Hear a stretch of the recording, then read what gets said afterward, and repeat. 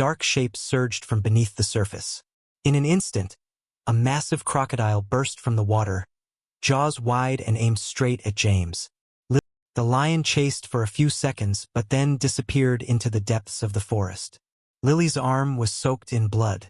James tore a piece from his shirt and tied it around the wound. Then, a deep, thunderous roar froze them in place.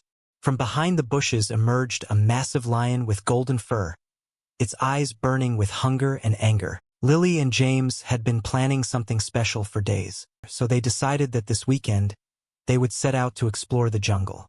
James had cleaned his black SUV, and together they packed a small bag with the essentials: water bottles, a first aid kit, and some snacks. Along the way, the two laughed and talked. Just as they were nearing the jungle, a sudden jolt cut their laughter short. The front tire had gone flat. James pulled the car over and got out to check. The tire was completely deflated. They opened the trunk to get the spare, but to their shock, the spare tire was missing entirely. "What do we do now?" Lily asked, worry in her voice. James gave a faint smile, as if he already had another plan, but it wasn't going to be an easy one. They decided to leave the car by the roadside and walk to the jungle on foot.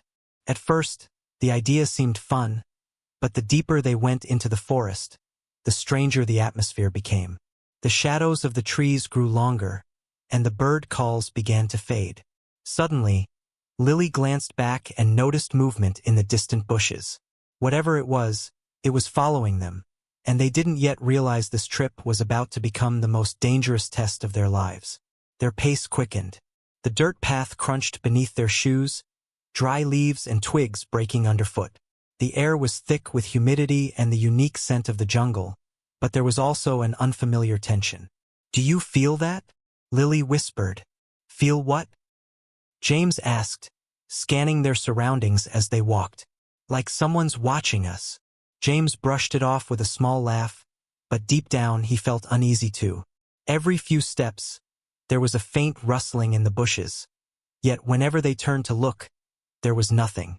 But just then, a deep, thunderous roar froze them in place. From behind the bushes emerged a massive lion with golden fur, its eyes burning with hunger and anger. Lily's heartbeat raced. James quickly scanned the ground and grabbed a sturdy wooden stick.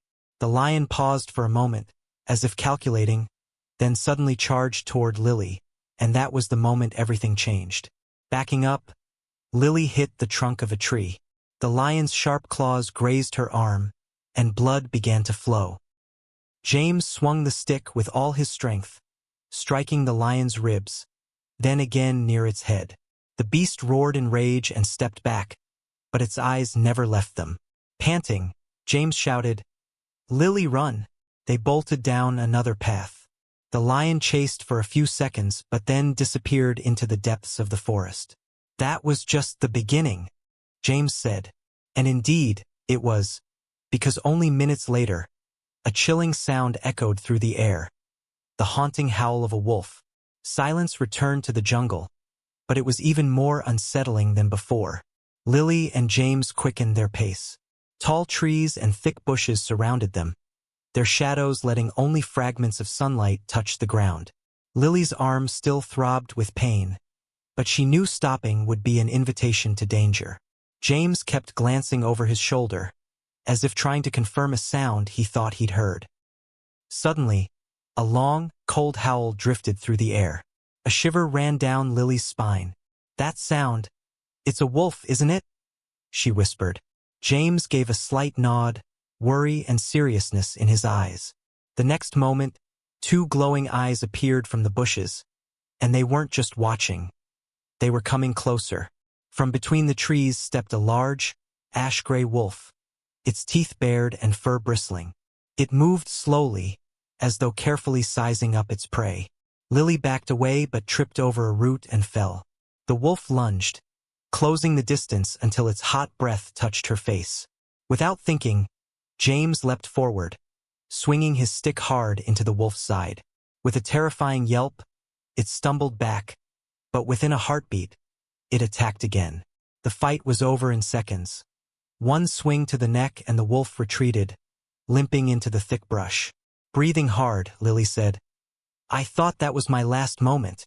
James grabbed her hand and pulled her up.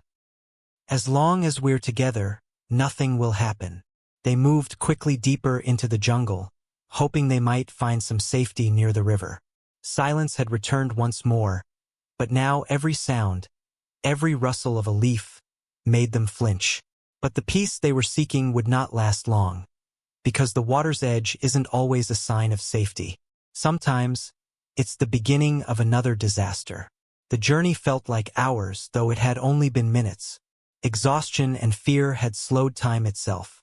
At last, James and Lily reached an open space where the gentle murmur of a river could be heard. Hearing it, a flicker of relief crossed Lily's face for the first time. "Finally, water!" she exclaimed and hurried toward the sound. The riverbank was a picture of calm. Sunlight shimmered on the crystal-clear surface, reflecting the green trees around it. James scanned the area before kneeling to wash Lily's wound. The cold water eased the swelling in her arm. They took their first drink in what felt like ages, and for a moment, everything seemed normal. But in the jungle, a normal moment is often the most dangerous, and this one was the start of a new attack. As James leaned down to drink more, a dark shape surged from beneath the surface. In an instant, a massive crocodile burst from the water, jaws wide and aimed straight at James. Lily's heart nearly stopped. James tried to pull back, but the crocodile lunged, its heavy body exploding from the river in a violent splash. Droplets sparkled in the sunlight, but there was nothing beautiful about it. This was pure fear. James swung his stick toward the creature's open jaws, but the wood felt pitifully weak against its power. With one snap, the crocodile shattered the stick and lunged again. At that moment, Lily spotted a sturdier branch nearby. She grabbed it with all her strength and slammed it against the crocodile's head. The first strike made it hesitate for a fraction of a second. The second, aimed near its eye, drew a chilling roar before the beast slid back beneath the water. James collapsed onto the bank, drenched and gasping for breath. "If it weren't for you, I might have. We'll save each other. Always," Lily cut in firmly. But neither of them knew that the jungle's true trial was still ahead, and there might only be one chance left to survive. After the crocodile attack, both Lily and James were breathless. Droplets clung to the grass by the riverbank, and their hearts still pounded. But they knew staying there was dangerous. "We have to move. It could come back at any moment," James said grimly. Lily nodded, and they headed back into the jungle. The path was quieter now, but it was an eerie kind of quiet, as if every living thing had vanished from their way, or was warning them of something bigger. Sometimes the jungle is silent because a predator is near, one that remains unseen. James's shoes sank into soft mud. The sun was dipping lower, shadows stretching long. Lily kept clutching her wound, but she refused to give in. They reached a clearing where the grass grew tall, with a large rock in the middle.